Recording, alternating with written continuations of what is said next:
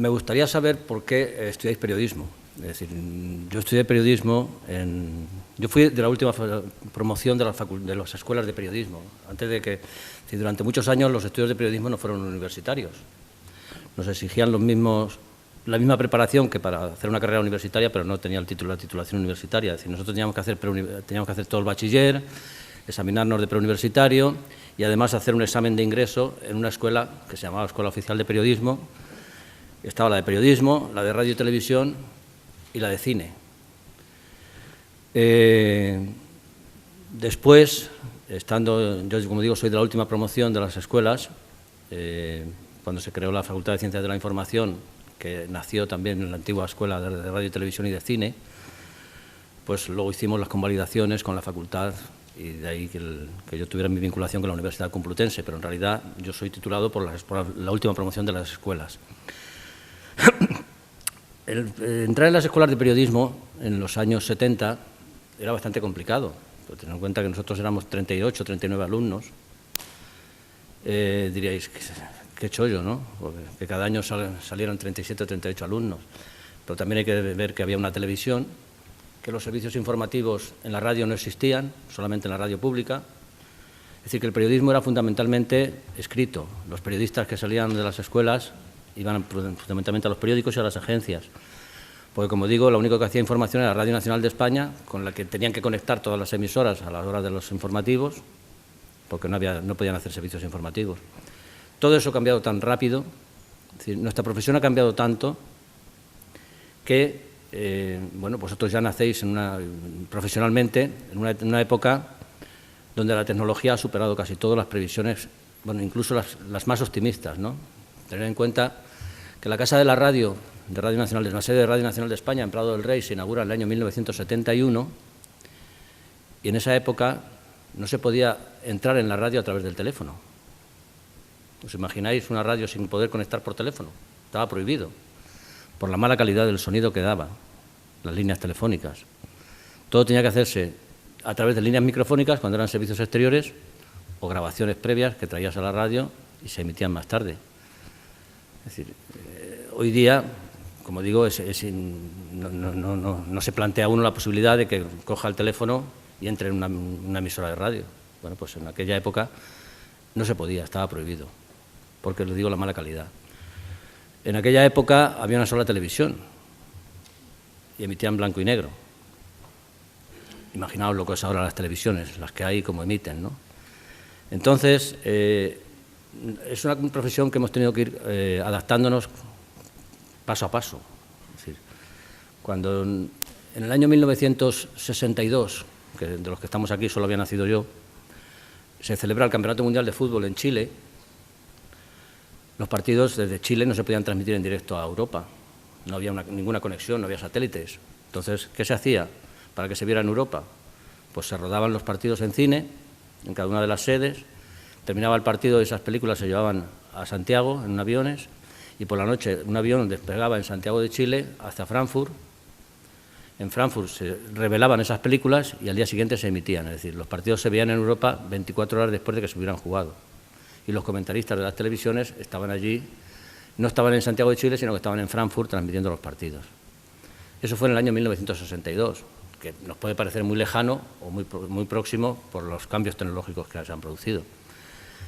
Las primeras imágenes que se transmiten en directo en Europa de un gran acontecimiento celebrado fuera de Europa son los Juegos Olímpicos del 64 en Tokio, donde por primera vez y a través de enlaces terrenos se emiten 6 horas diarias en directo de los Juegos Olímpicos de Tokio.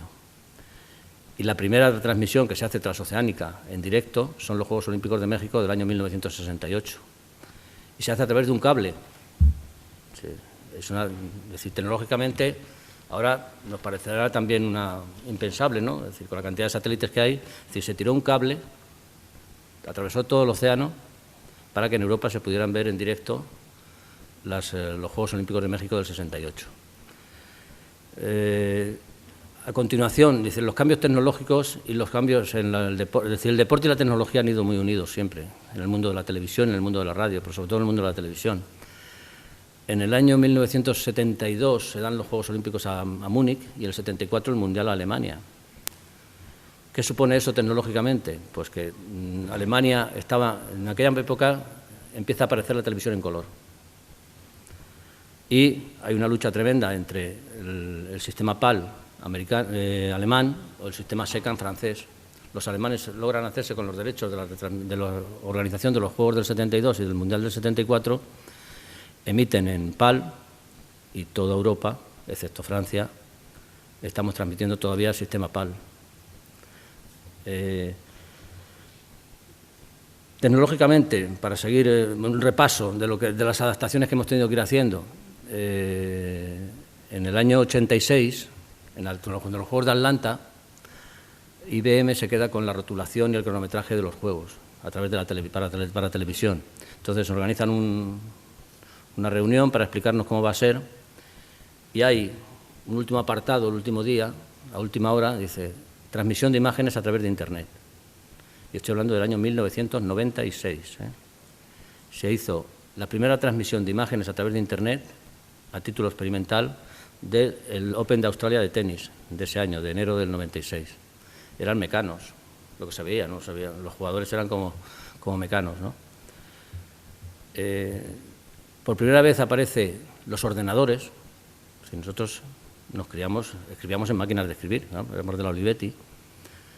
Los ordenadores en los Juegos Olímpicos aparecen por primera vez en Seúl en el año 88. Y en la sala de prensa del Centro Internacional de Prensa de Seúl de los Juegos Olímpicos había la mitad del centro, había máquinas de escribir y la otra mitad eran ordenadores. Y es donde por primera vez aparecen los ordenadores en un gran acontecimiento. Ni siquiera en Los Ángeles 84, que había algo que se parecía a un ordenador, pero por primera vez aparecen en Seúl. Como digo, bueno, cuando ha hablado antes nuestro presidente que el 12-1 de Malta.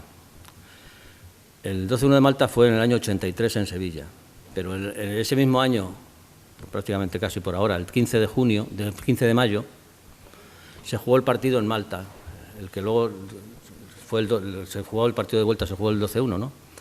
Fuimos a Malta y no había enlace para poder transmitir el partido desde La Valeta a España.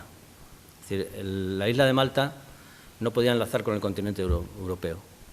Entonces tuvimos que llevarnos una unidad móvil desmontada en un avión, montarlo allí, grabar el partido, terminar el partido, yo me cogí la cinta, con un avión privado a Barajas, en Barajas un motorista a Prado del Rey, y se emitió 5 horas después de que se hubiera jugado el partido. Y estamos hablando del año 83. Si todavía no se podían hacer transmisiones en directo, no ya desde México o desde Santiago de Chile, sino desde la isla de Malta, ¿no? Pues nosotros en los Juegos Olímpicos de Seúl, que fueron los primeros que cuando llegó Pilar Miró a la Dirección General de Televisión, convertimos la segunda cadena en Canal Olímpico y transmitimos las 24 horas Juegos Olímpicos, teníamos alquilados 5 satélites. 5 satélites que en Atenas en el 2004, me parece que eran 14 los que teníamos. Quiero decir, la tecnología nos ha hecho ir evolucionando, ir cambiando. Eso digamos que para vosotros probablemente no se produzca un cambio tecnológico tan importante o tan trascendente a lo largo de vuestra carrera profesional, porque esto es como todo, de pronto va evolucionando y de pronto hay un parón tecnológico, ¿no? Pero sí que, ¿de qué manera ha influido eso en nuestra profesión? Pues yo creo que muchísimo, muchísimo, porque yo nunca he transmitido un partido de fútbol si no he estado en el campo donde se jugaba. Ahora, pues el 80% de los partidos que se transmiten por televisión, los comentaristas están en la emisora, no están en los campos. Cuando yo empecé a ir a los entrenamientos para hacer información del Real Madrid y del Atlético de Madrid, éramos 5 o 6 periodistas los que íbamos cada día a la ciudad deportiva del Real Madrid o al Estadio Vicente Calderón del Atlético, y ahora van 100. ¿De qué manera ha afectado eso también a la profesión? Pues mucho. Pues, es decir, cuando nosotros íbamos los jugadores de mi generación, con los que yo trataba, pues no es que fuéramos amigos, pero teníamos una buena relación. Yo, hacer una entrevista a un jugador era simplemente llamarle por teléfono, porque normalmente teníamos el teléfono de su casa, entonces no había móviles, o ir al entrenamiento y decir, oye, quiero hacerte una entrevista, venga, me ducho y lo hacemos. Hoy día tienes que llamar al club, al jefe de prensa, lo miran, lo estudian y te dicen sí o no. Claro, habría que organizarlo, porque a mí me dicen, joder, es que vosotros antes, digo, bueno, pero es que también, si íbamos 5 periodistas a un entrenamiento era fácil organizarlo, es decir, uno entrevistaba a uno, entrevistaba a otro, pero claro, si van 100 periodistas, es decir, o lo organizas o es un caos. Pero entre una cosa y otra, entre la familiaridad con la que nosotros tratábamos a los futbolistas, y digo los futbolistas porque son siempre los más difíciles, es decir, en cualquier campeón olímpico o cualquier otro deporte, el acceso al deportista es bastante más fácil que al futbolista. Entonces, pues claro, lo digo, entre la relación nuestra, que había algunos, pues no sé, que comíamos todas las semanas, hacíamos una comida, a la de ahora, que prácticamente ni les ven, hay mucha diferencia, ¿no? Entonces, eso es un déficit importante profesionalmente. Es decir, yo tengo 2 hijos que son periodistas. Yo se lo digo, una de las diferencias entre vosotros y conmigo es que yo viajaba con los deportistas, convivía con ellos y luego transmitía lo que hacían. Vosotros, si viajáis con ellos es por decir algo, porque aunque viajáis en el mismo avión no viajáis con ellos, no estáis en los mismos hoteles que ellos y solamente tenéis acceso a ellos en la sala de prensa al deportista que sacan a la sala de prensa. No hay más, y eso es lo que hay. Entonces, profesionalmente, ¿qué supone eso? Pues mira, yo creo que es un déficit de conocimiento importante, porque el deportista ve su profesión de una manera y hay algunos ángulos a los que nosotros no llegamos. Es decir, tú puedes estar viendo partidos de fútbol toda la vida. Nosotros teníamos una peña y dábamos un premio que se llamaba la Vaca de Ibaiondo. La Vaca de Ibaiondo es que donde entrena el Athletic de Bilbao, en Lezama, dentro de un término municipal que es un pueblo que se llama Ibaiondo. Y las vacas están allí todos los días pastando mientras el Athletic de Bilbao está entrenando, ¿no? Entonces en Bilbao hay un dicho, porque cuando la gente habla de fútbol dice, ¿tú qué vas a decir a mí de fútbol? Yo llevo 50 años viendo fútbol. Se utiliza como un argumento, ¿no?, el hecho de llevar mucho tiempo viendo fútbol. Entonces en Bilbao dicen, pues mira, más tiempo llevan las vacas de Ibaiondo viendo fútbol y todavía no conozco ninguna vaca que entienda de ello. Es decir, porque están pastando todos los días, llevan 50 años viendo entrenar todos los días a Athletic de Bilbao. Entonces nosotros entregábamos un premio de una manera un poco simpática de la Vaca de Ibaiondo. Lo que quiero decir es que nosotros vemos el fútbol, el baloncesto, la natación, la gimnasia, el atletismo, pero hay ángulos donde no llegamos y entonces cuando tú hablas con los deportistas y te explican determinadas cosas, te ayuda a entenderlo mejor, a entenderlo de otra manera. Eso ahora es prácticamente imposible. Si yo conozco, no sé, quizá haya 2 o 3 periodistas en Madrid que hayan hablado con Cristiano Ronaldo en una comida, fuera de lo que es su ámbito de trabajo, ¿no?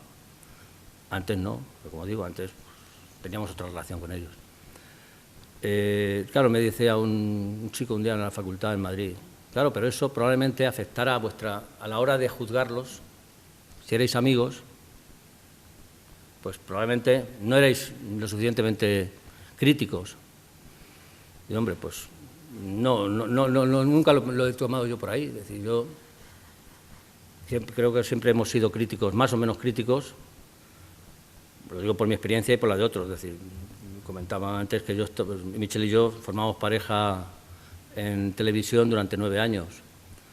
La gente pensaba que Michel y yo éramos amigos desde el principio, pero no, Michel y yo nos conocíamos, teníamos buena relación, pero cuando empezamos a trabajar no éramos amigos. Ahora sí somos muy buenos amigos. Bueno, pues con Michel, con el que yo tenía una relación buena cuando era jugador, en un partido que jugaron en Irlanda del Norte, en Belfast, de clasificación para, no sé, yo creo que era el Mundial de Estados Unidos, con Clemente, el seleccionador, una noche de perros, de esas ahí en Irlanda, lloviendo, un viento, una noche fatal, el campo horroroso, y empataron 1-0. Y España jugó horroroso. Y hubo una jugada al final del partido, casi terminando, que hizo Mitchell por la derecha, y al centrar la mandó fuera del campo. Y entonces pues yo hice un comentario, pero qué sé, algo así como diciendo, joder, ya esto ya es el colmo, ¿no? El centro que acaba de hacer Mitchell, ¿no? Si no le conociéramos de su calidad, diríamos que no es digno de un jugador internacional o algo así. Mitchell y yo, cuando veníamos de viaje con la selección, los charter o con el Madrid, como vivíamos muy cerca, cogíamos un taxi, compartíamos el taxi. Luego le dejaba yo en su casa y luego se iba él, o me iba yo, o me dejaba él en mi casa y luego seguía él. Y habíamos quedado al día siguiente por la mañana en arreglar un asunto que teníamos con el Real Madrid, y le dejé a las 4 de la mañana y a las 8 de la mañana me llama. Oye, ¿qué pasa? Bueno, después de lo que dijiste ayer, no pretenderás que vayamos ahora a arreglar lo del Real Madrid. ¿Qué dije yo ayer? Habíamos llegado a las 4 de la mañana, eran las 8. ¿Qué dije yo ayer? No, el comentario que hiciste al final del partido, dijo Mitchell, no me acuerdo que era al final del partido, no sé lo que diría, pero vamos, tampoco será para tanto, ¿no? No, porque sí, bueno, pues tú más, tú eres un gilipollas, tú más, va, a tomar por saco. Pum, adiós, colgamos. Estuvimos 1 año y medio sin hablarnos. Entonces, quiero decir que bueno, a la hora de criticar a los jugadores, a los deportistas, es decir, incluso a nosotros, cuando decimos determinadas cosas y nos critican, no gustan, a la gente no le gustan y se producen esas situaciones. Pero a mí los problemas que surgieran entre deportistas y periodistas se resolvían de otra manera como se pueden resolver hoy. Es decir, durante el mandato de Santiago Bernabéu en el Real Madrid, Santiago Bernabéu estaba convencido de que Antonio Valencia, uno de los periodistas más brillantes del periodismo deportivo español, que escribía en el diario Marca, pues él estaba convencido que era del Atlético. Y entonces, durante toda su vida, intentó que Antonio Valencia no hiciera las crónicas del Real Madrid de la Copa de Europa, que eran las que hacía. Pero no lo consiguió nunca. Y hoy día, y vamos, imagino que tendréis ejemplos todos, hay muchos presidentes de clubes y gente que quita y pone periodistas. Es decir, eso, aunque parezca mentira, pues antes eso se controlaba mejor. Es decir, porque en los periódicos vivían de lo que vendían y de los periódicos que vendían y de la publicidad que emitían y no hacían acuerdos con los clubes. Es decir, me parece más peligroso un acuerdo con un club para vender merchandising que la amistad que pueda tener o la buena relación que pueda tener un periodista con uno de los jugadores o con el entrenador. ¿Qué más cosas han cambiado? Para que vayáis, es decir,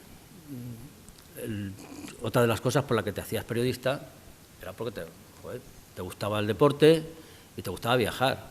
Y dices, qué bonito será viajar con el Málaga, los periodistas de Málaga, cuando ha ido a la Copa de Europa, qué experiencia más bonita viajar con el Málaga, qué experiencia más bonita con el equipo de baloncesto, con los que estábamos en Madrid. Yo soy de Toledo, no soy de Madrid, pero bueno, los que estábamos en Madrid, pues viajar con el Real Madrid, viajar con el Atlético, viajar con la selección. Pero es que hoy día cada vez viaja menos gente. Es decir, hoy el 80% de los partidos, como os decía antes, se hacen desde las emisoras, se hacen off-tube.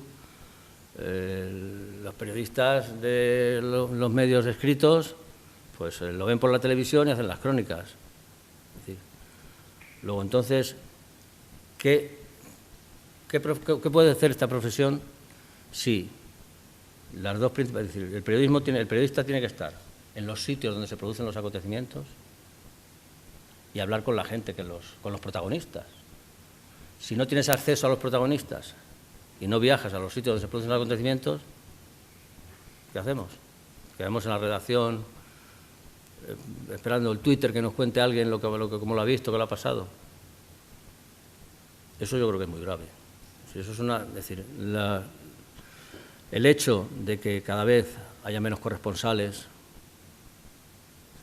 que haya menos enviados especiales, que las cosas se hagan más en la redacción a través de las noticias que llegan por agencias, a través de las que llegan por internet, a través de los Twitter, que bueno, que es información, pero no es periodismo.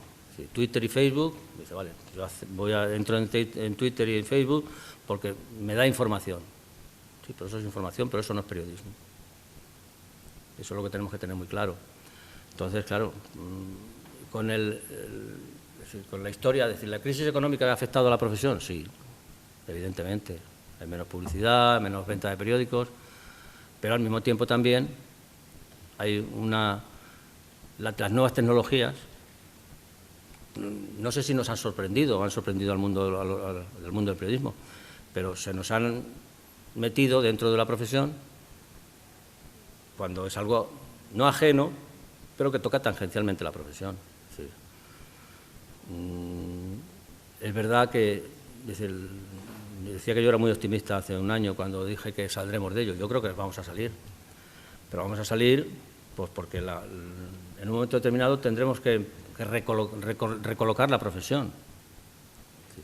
Probablemente no vuelvan a ser las cosas como antes, porque antes se hacían en función de los medios técnicos que había, de las posibilidades que había, pero yo creo que no solo, es decir, cuando estemos perfectamente adaptados de cómo encajamos nosotros dentro de las nuevas tecnologías, pues probablemente volvamos a reencontrar nuestro sitio, porque el periodismo, es decir, lo peor que podría ocurrir es que desapareciera.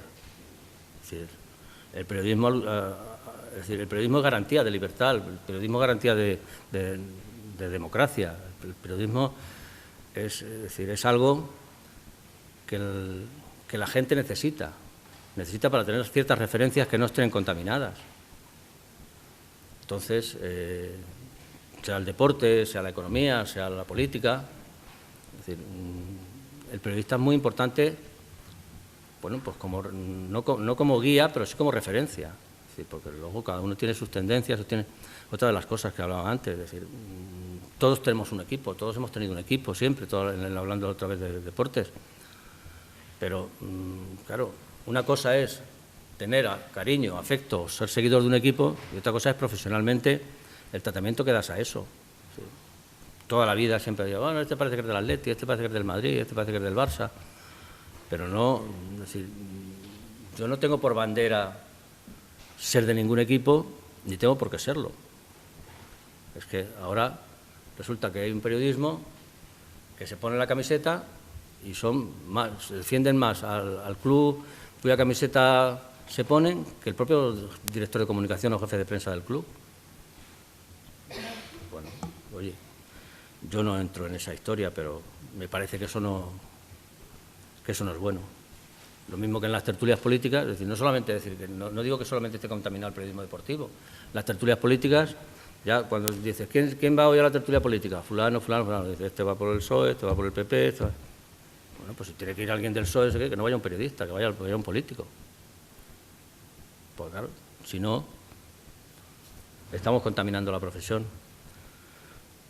Bueno, parece que todos son noticias malas, pero no lo son. Quiero decir que el periodismo sigue siendo una profesión apasionante, una profesión muy bonita, una profesión que te exige una preparación.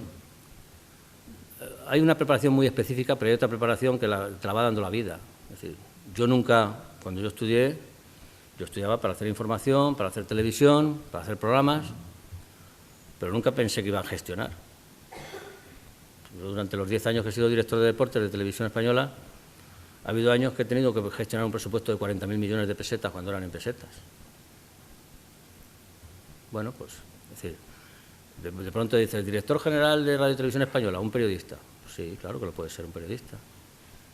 ¿Por qué va a ser un abogado director general de Televisión Española y no un periodista? Será más lógico dentro de que puede ser cualquiera que un periodista al frente de un medio informativo. Bueno, un medio de comunicación.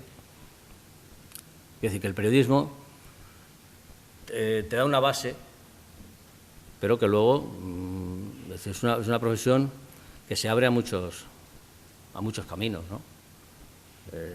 Cuando yo estudiaba, hubo una época en la que los periodistas, como os digo, íbamos a trabajar a los periódicos, a la radio o a la televisión que había. los gabinetes de prensa, todo ese tipo de cosas, han sido cosas que se han ido incorporando poco después. Ahora, una parte muy importante de los licenciados en periodismo están en gabinetes de prensa, en gabinetes de comunicación, que es algo nuevo y dentro de la profesión. Es decir, cuando en los años 70, en los años 80, no había eso profesionalmente no se planteaba un periodista, ¿no? Entonces, es una profesión que hay que estar... Primero, es una profesión apasionante. Segundo, es una profesión que es como un sacerdocio. Es decir, los periodistas somos las 24 horas. El ingeniero de caminos, cuando termina su trabajo el viernes, se va de fin de semana y hasta el lunes no vuelve a la oficina, a no ser que se caiga un puente que estén construyendo, le da igual. Nosotros somos periodistas las 24 horas del día. Estás en un sitio, ocurre algo, es decir, no dejar de estar en alerta. Y bueno, no existen fiestas, no existen vacaciones, o no existen vacaciones y fiestas al hábito. Es decir, eso afecta mucho a las familias. Es decir, mis hijos y yo y mi mujer, pues claro, hemos convivido de una manera muy diferente a cómo ha convivido mi hermana con mi cuñado, que trabajaba en un banco. ¿Por qué? Pues porque yo he trabajado toda mi vida los fines de semana. Y llegaba el sábado y me iba de viaje. Llegaba el martes y me iba de viaje. Llegaba el verano, todo el mundo de vacaciones y yo a los Juegos Olímpicos. Llegaba el siguiente verano, todo el mundo de vacaciones y un mundial. Quiero decir, eso afecta mucho también.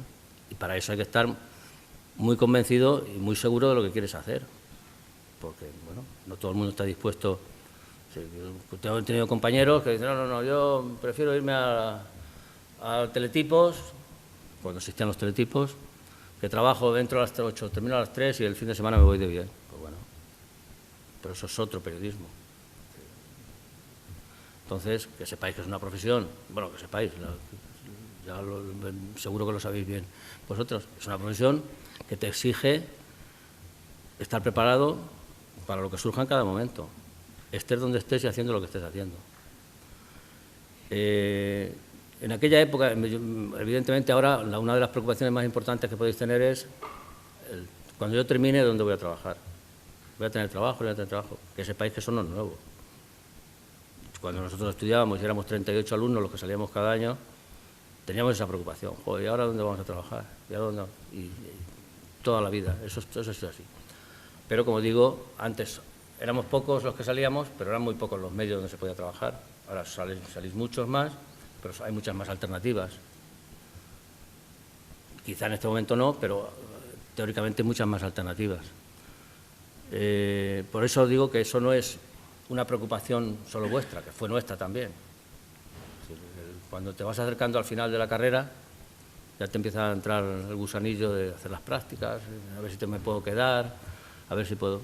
Que esa es de las otras cosas que ha tenido de mal esta profesión, que le ha hecho mucho daño, y es que las prácticas son muy engañosas, porque si en tercero o cuarto de carrera te vas a hacer unas prácticas a un sitio muy bonito, tal, y ese verano, en verano, que se va todo el mundo de vacaciones, te dejan, haz este programa, haz no sé qué tal, te subes y de pronto te dicen, oye, ¿quieres continuar haciendo?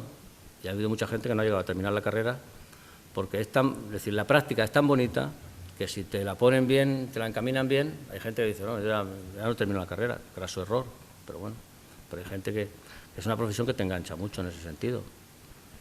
La práctica, es decir, de pronto estás en la redacción y te dicen, oye, vete, como están de vacaciones y estos están, vas a hacer el informativo de por la tarde o de medianoche del resumen de los Juegos Olímpicos. Joder, te vas para arriba que dices, bueno, soy un tipo fenomenal, ¿no? Lo que sí os digo es que estéis preparados. Vosotros estáis muchísimo mejor preparados que estuvimos nosotros, por razones obvias. Primero porque tenéis unos estudios mejores, tenéis mejores profesores, tenéis más medios, y vosotros salís mucho mejor preparados. Pero a pesar de eso, nunca debéis bajar la guardia. Tenéis que aprender idiomas, cuanto más idiomas, los idiomas no solo no estorban, sino que abren muchas puertas. O sea, nosotros, digamos, éramos unos periodistas de provincia o de nacionales. Vosotros sois periodistas mundiales. Estar preparados para poder trabajar en cualquier parte del mundo, porque hoy es así. Hoy No puedo decir, yo tenía compañeros que decían, no, yo termino y me voy a Burgos, me voy a Burgos. Y trabajo en el diario de Burgos y fenomenal. No, hoy ya eso no, yo creo que no se plantea ningún estudiante de periodismo. Y tenéis que estar preparados porque esto, ya que somos de periodismo deportivo, en el fútbol y en todos los deportes, hay un día que te dan una oportunidad. Estáis entrenando, y joder, no juego nunca, y habrá momentos que os diréis, joder, ¿para qué habré hecho yo esto? Lo voy a dejar, me voy a hacer otra cosa. No, no, hay que seguir.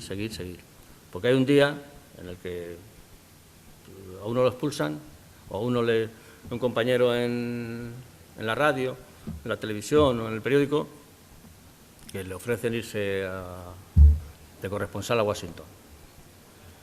Y de pronto queda eso, y de pronto dice, ay, ¿ahora quién ponemos? Y hacen así, dice tú. Y ahí no puedes decir que no. Ahí tienes que estar preparado, dar un paso adelante y decir, esta es la mía.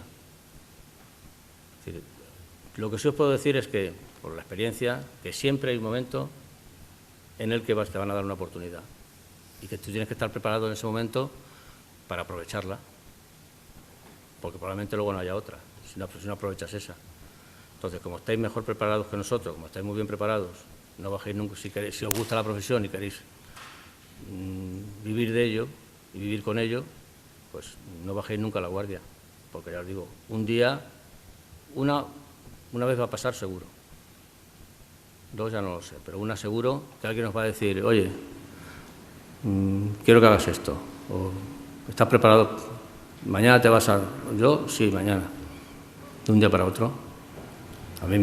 Yo os cuento cómo fue lo mío. Estaban buscando... Yo había hecho mucho atletismo. En mi época, pues prácticamente todo era fútbol. Entonces, de otros deportes había muy poca gente que supiera. Como había hecho atletismo, pues conocía el atletismo. Entonces llegó Juan Antonio Fernández abajo y dijo, joder, el atletismo es un deporte muy complicado, que lo haga uno solo es muy difícil. Lo hacía Antolín García. Me dice, ¿te atreves a hacer atletismo? Pues sí, claro, pues yo he practicado atletismo. Bueno, pues te vas a hacer los campeonatos de España de atletismo en pista cubierta San Sebastián con Antolín, y si lo haces bien, lo haces en el europeo, que era 15 días más tarde. Fui, lo hice, me ayudó mucho Antolín y ya me quedé de comentarista de atletismo. Y de pronto, cuando él no podía hacer los partidos de fútbol, necesito un comentarista de fútbol en Madrid. Y estuvo probando a mucha gente. Y ya un día me dice, ¿te atreves a hacer fútbol? Joder, estoy haciendo atletismo, juego al fútbol. Sí, claro. Y bueno, pues te vas a hacer el Atlético Madrid Levski Esparta de Sofía de la Copa de la UEFA, que se jugaba en el Manzanares, eso era el lunes, pues se jugaba el miércoles. Y a ver qué tal. Lo hice porque transmitíamos ese partido, no sé por qué, para Venezuela. Pero bueno, lo hice, lo grabamos, lo estuvimos viendo el día siguiente y dice, bueno, pues el miércoles próximo haces la final del trofeo 75 aniversario del Real Madrid selección argentina. Bueno, pues así surgen muchas cosas. Quiero decir que cuando estás más bajo, cuando estás un poco que no lo ves claro, siempre hay un momento, siempre hay alguien que llama a tu puerta porque la vida es así. Entonces, ese día lo que no puedes hacer tú es fallar, claro. Ese día tienes que estar a tope y luego no, y no solo ese día, y a partir de ese momento, si sigues, pues igual.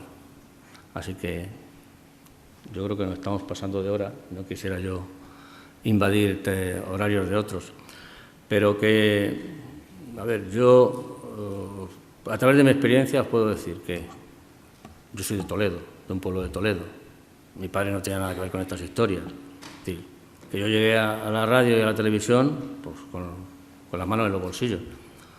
Yo compartí y llegamos juntos, Matías Pras Jr., Jesús Álvarez llegó un poco más tarde. Quiero decir, no lo digo con ninguna intención más allá de que mis hijos ahora, pues decir, bueno, cuando papá, me gustaría ir a hacer prácticas al Canal Plus, bueno, yo puedo hacer algo para que vayas a hacer prácticas a Canal Plus, pero a partir de ese momento ya es cosa tuya y de la gente con la que trabajas, y lo que están, pues se lo ganan ellos. Esto fue igual, es decir, yo llegaron ellos y cada uno ocupamos nuestro sitio. Es decir, el hecho de que te puedan ayudar tus padres, en este caso, como en mi caso con mis hijos, o en el caso de Matías, con su padre, o todo eso, es decir, tú puedes abrir una puerta, pero lo que no puedes, más allá ya no llegas, porque las cosas son así, porque la gente o vale o buscan a otro. En cualquier caso, que bienvenidos a la profesión, que si trabajáis y estudiáis con la preparación que tenéis, vais a encontrar un sitio, un trabajo, un hueco donde os vais a sentir a gusto, seguro, tardaréis más, tardaréis menos, donde podéis desarrollar vuestros conocimientos y vuestra preparación y que no bajéis nunca la guardia.